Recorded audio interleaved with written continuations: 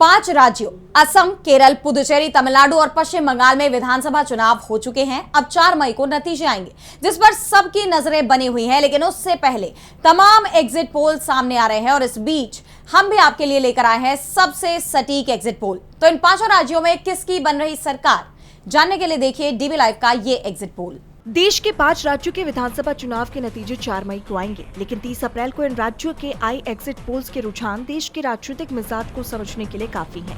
तो आइए एक एक करके जानते हैं इन 5 राज्यों के एग्जिट पोल को। सबसे पहले केरल की बात करेंगे। केरल में 9 अप्रैल को कुल 140 सीटों पर चुनाव हुए थे।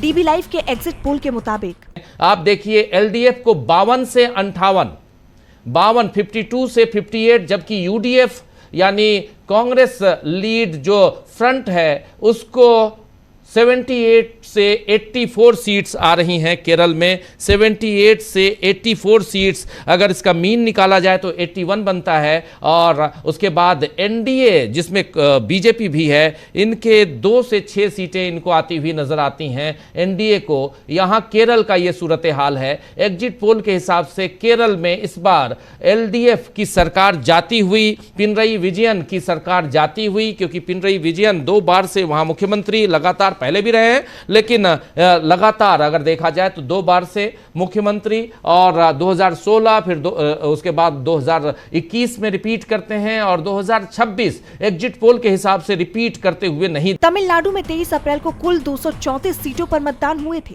149 से 155 सीटें, 234 सीटों का ये की विधानसभा। और यहां पर डीएमके को 149 से 155, एआईडीएमके को 69 से 75, टीवीके को 7 से 13 सीटें मिल सकती हैं। अदर्स जीरो है। तो पश्चिम बंगाल में कुल 294 सीटों पर 2 चरणों में चुनाव हुए। 23 अप्रैल को 152 सीटों पर पहले चरण के लिए मतदान हुए थे और 142 सीटों पर 29 अप्रैल को दूसरे चरण के लिए मतदान हुए। मतदान प्रतिशत और तमाम रुझानों के मुताबिक डीबी लाइव के एग्जिट पोल के मुताबिक टीएमसी को 72 से 78 और बीजेपी को 69 से 75, नेक टू नेक है बिल्कुल।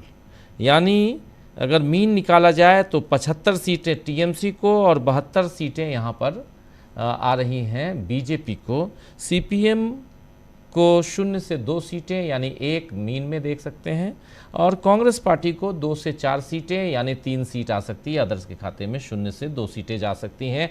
ये फर्स्ट फेज का हाल है। लेकिन देखते हैं 166 से 166 से 178, 166 से 178 सीटें यहाँ टीएमसी को। बीजेपी तिहाई के आंकड़े में यहाँ और उससे आगे निकलते हुए बीजेपी को 109 से 121 सीटें, सीपीएम 0 से 4, कांग्रेस पार्टी 2 से 6 और अदर्स को 0 से 2। यानी यहाँ पर टीएमसी की सरकार यानी ममता बनर्जी यहाँ जो 215 सीटें थी, लेकिन इस बार ममता बनर्जी की पार्टी 172 सीटों के 178 सीटों के लगभग यहाँ पर आती हुई, और उनको लगभग 30 सीटों का यहाँ नुकसान दिखाई दे रहा है ममता बनर्जी की पार्टी को। लेकिन बीजेपी यहाँ 30 सीटें, जो बीजेपी 77 थी, वो अपना परफॉर्मेंस, इतना सब कुछ करने के बाद परफॉर्मेंस को बढ़ाते हुए और साम दाम दंड भेद सब करते हुए बीजेपी यहाँ दिखाई देती है। इसके अलावा असम की 126 सीटों पर 9 अप्रैल को चुनाव हुए थे, जहां बीजेपी को